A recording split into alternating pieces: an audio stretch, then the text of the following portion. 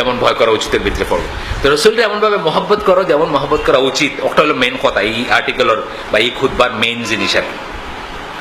এরপরে কইতরা যে আল্লাহ রসুল সাল্লাল্লাহু কথা আমরা যখন হইমু তান জীবনী, তান হাদিস বা তান রেফারেন্স দিয়ে যখন কিছু হইমু, আমরা আমরা প্রাণপণ চেষ্টা করবো যেন ভুল বা মিথ্যা কিছু না করি বা শিওর নাই এমন কিছু না করি। এটা খুব সিরিয়াস একটা ব্যাপার। আমি এই দেশে বড় হয়েছি হুরুদ আপনি তাকে শুনছি যে এমনি করে নামাজ পড়ে মানুষে, কারণ বগলবজির ইয়ে হলে মূর্তি রাখতো, পয়লা দিকের সাহাবি হলে বগল মূর্তি রাখতো, তারা অভ্যাস বহুত দিন ধরে মূর্তি উর্তি পূজা করিয়া।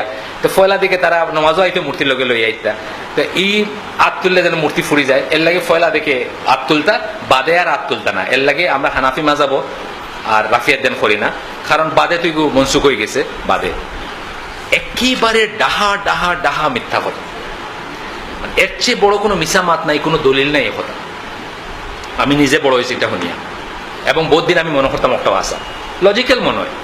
লজিক দিয়ে তো দিন নাই, দিন হইল দলিল দিয়া।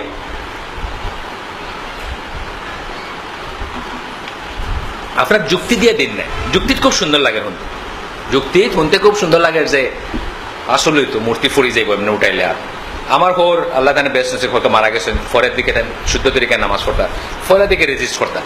একদিন আমার হয়তো দেখা হয় না, আমার মনে হয় যে এই যে আমরা হাকিমের কোর্টে গিয়ে আসামি দাঁড়ায় না, কিভাবে দাঁড়ায়, এরকম করে দাঁড়ায় একদম নিচু হয়ে। তা আমার মনে হয় নাবির নিচে হাতটা রাখলে যেন একটা মানে মুজরিম একটা ভাবে আল্লাহর সামনে দাঁড়ানো। আমার না আপনার কিটা মনে হলে এটা কোনো দলিল নেই, আপনার মনোয়াটা কোনো দলিল নাই। আপনার মনোয়ার যদি হইতো তাহলে এক একখানো এক একরকম এবাদত, এক একখানো এক একরকম কোরআন পড়া হইল না, তাও না? এবাদত কিতাব ইসলামের একটাও শুদ্ধ রূপ। পয়লা আমরা যতটা মাতি আর এই কথার মাঝে আমি শুরু করতে পারছি না, আমি ভুলে গেছি হইতে। সবসময় মনে রাখবা যে ইসলামের শুদ্ধ রূপ একটাও। আমি একটা কিনা আমি হইয়ার না, আমি জানি না, আল্লাহ জানেন।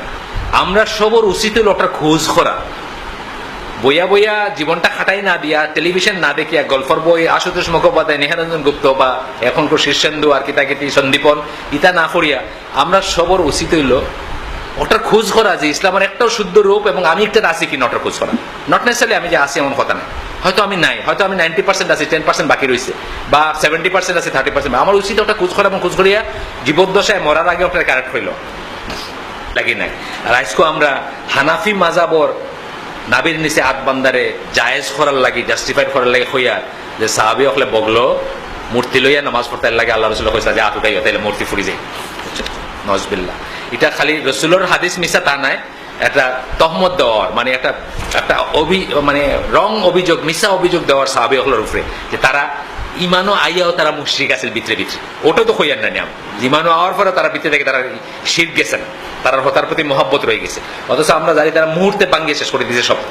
যেদিন মদ নিষিদ্ধ হয়েছে, মদের বন্যা বয়ে গেছে মদিনার রাস্তা, তারা ভিতরে অতখান মুখো গেছে কি আচ্ছা ও ডুকটা গেলিলে তার ফরট ডুক থেকে আর খাইতাম এখানে হয়েছে না, বমি করিয়া পালাই দিছে।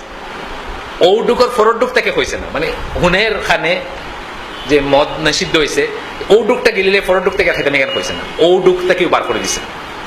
তো ই সাহাবী হলে ইয়র মায়ায় বগলো মূর্তি রাখবো এখান খোয়াটা বিশাল তারারে অপমান, তারারে অপমান। সবশেষে